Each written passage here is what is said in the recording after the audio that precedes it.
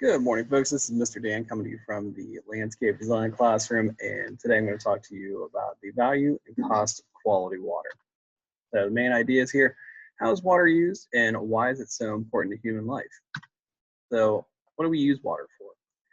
Drinking water, soda, milk, etc., washing and showering, crop irrigation, electricity. Total use of water, about 1,362 gallons per person per day for all uses. So where does it come from? Most of this is 80% from surface water, lakes and streams. The rest is from groundwater, water found below the ground surface. So fresh or saline, which is salty. Fresh water provides 85% of water used. Defined, that's less than 1,000 milliliters dissolved solids, 500 milligrams liters, 999 milligrams liters, still considered fresh, but undesirable for drinking and many industrial uses. So saline water provides 15% of water use, defined to be about 1,000 milligrams or more of dissolved solids. So the total U.S. water use by category, the thermoelectric is about 201 million gallons a day. So, I mean, we have a lot of different water use here, and I'll let you read over that chart on your own to get a better idea of that. But 49% going into thermoelectric, down to about 1% for domestic and livestock use. So, top two uses here: cooling for thermoelectric power, irrigation. Category 1, thermoelectric. This is the highest use category. Most surface water used for once-through cooling at power plants. Water is withdrawn from a body of water, circulated through heat exchangers, and returned at a higher temperature, commonly used in eastern states. So recirculated, water is withdrawn, circulated through heat exchangers, cooled in ponds and towers, and then recirculated, used where water is scarcer. This would be like Nevada, New Mexico, and Utah. So hydroelectric power generation is not included in the thermoelectric use category or in the USGS report. How it works is water used in streams, not withdrawn. Water flows through a dam, driving a turbine or generator, widely used in Washington, Oregon, California, and Idaho. So moving on to category 2, irrigation use. Requires fresh water, concerns over depleting supplies, includes water to grow plants, includes water for other purposes, pre-irrigation, frost protection, chemical applications, weed control, field preparation, coaling, harvest, and dust suppression. Grass plantings on recreational lands, these would be for parks and golf courses. So required for crops grown in semi-arid regions like California and Texas. 85% of irrigated land located in 17 western states where surface water is the main water source, and groundwater mostly used in 13 states, including Nebraska, Arkansas, Texas, Kansas, Mississippi, and Missouri.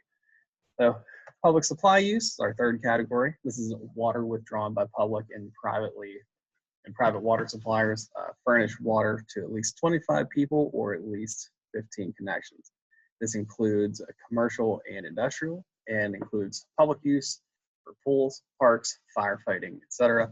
This is also where you will find water or find uses from water towers that you see at the bottom right of the screen. So moving on to category 4, which is industrial use, includes only self-supplied industrial use. Purposes such as fabricating, processing, washing, cooling, sanitation, and transportation. Industries include food, paper, chemicals, refining petroleum, wood products, and steel. Moving into category 5, which is aquaculture use, controlled cultivation of aquatic plants and animals, used to grow, feed, harvest, clean, and sanitize. So we see a picture of some aquaculture produced fish down here on the right. So moving on to domestic use, which would be our everyday use. This is water used inside and outside of homes, about 99 gallons a day per person. Indoor examples, drinking water, preparing food, washing clothes, flushing toilets. Outdoor examples would be watering lawns and washing cars. So honestly, we could use anywhere between 99 and 1,000 gallons a day. So last category here, mining, or not almost last category, would be mining, used to extract naturally occurring minerals, liquids, and gases. Some examples of this would be coal, sand, gravel, petroleum, and natural gas. More mining operations, quarrying, milling, and other mine site operations. The reason that we use water is to keep, in a lot of occurrences, is to keep dust down, so we're not breathing in those particles, especially the silica particles. Livestock, that's our last category here. Examples would be drinking water for livestock, coaling, sanitizing, cleaning, and waste disposal. Livestock examples would be dairy cows, beef cattle, sheep, basically any type of livestock you would see. And these are considered self-supplied. So let's talk about some quality concerns. Public water supplies used for drinking, for food preparation, washing, and cleaning are the highest concern. Much of that water goes down a drain and becomes wastewater. Wastewater must be treated before it can be returned to the environment. How individuals can help? They can conserve water in everyday household activities. Such as if you're washing dishes, don't run water the entire time. If you're brushing your teeth, don't run water the entire time. Use what you need, but don't overuse. Follow proper disposal methods with all chemicals and chemical containers. Apply pesticides according to label directions. As I always say in my past videos, always read the label because bad things can definitely happen if you do not read your labels properly. So avoid excessive irrigation and lawn watering, and avoid excessive use of fertilizer on crops or lawns. Humans need adequate, clean, fresh water to survive. So the human adult body is about 55 to 60% water. High quality water is essential for humans and animals. So what does water do for you? It creates saliva, allows body cells to grow, reproduce, and survive, lubricates joints, converts food to components needed for survival, and regulates body temperature, along with a lot of this other stuff you'll see here on the graphic at the bottom right. Center for Disease Control tracks waterborne infections. Some of these can be caused by bacteria, viruses, and protozoan pathogens.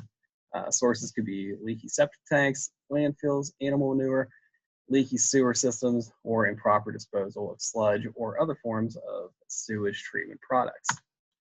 So concerns about costs. Payments for water are used to maintain local water treatment plants, which regulate the quality of water used in our homes. The costs for this include chemical additives, labor, building and repairing water lines, and maintenance for quality water. Some other water costs. Private wells, these are a self-supply. There's no water bill, responsible for their own safety, and there are some state and local requirements, but it's very far in between that somebody would actually even come out and look at your private well. So hidden cost, fees on manufacturers and retailers of possibly polluting products, and fees generally passed on to the consumers. So our lifestyle risk, high American standard of living and increased water quality risks, plastics, pesticides, electrical power, household chemicals, and petroleum. Typically, I've seen a lot of people dump this stuff into water, and it takes a lot of cleaning to get it out. Infiltration. So leaky gas tanks and cleaning products. So what's our agricultural risk? Abundant supplies of fruits and vegetables at local stores, pesticides and fertilizers for high quality pesticides to protect from insects and weeds, fertilizers to promote growth, and potential to contaminate the water supply. I do stress caution here with using pesticides and fertilizers on your crops because there could possibly be some long-term effects. But as I always say, make sure you're reading the label before putting any of these products out on your crops and trying to not infect that water supply. So what can be done? maintain standards and protect water supplies with reasonable regulations. Permitted crop use, time between application and harvest, amount to apply, and measures to prevent runoff and protect groundwater. Proper use allows more production of a fewer acres with less water. So if we take a look at this guy spraying chemicals out on his crops, there is definitely like a lot of wasted water here, but it all depends on what you're trying to achieve with it. So just always know that whenever you're spraying, you're definitely always going to have wasted material no matter what. So try to reduce it as much as possible. So that is the end of my presentation. If you have any questions, you can give me a call down here in the landscape design classroom. If you need anything at all, get in touch. But I appreciate your time, folks, and have a great day.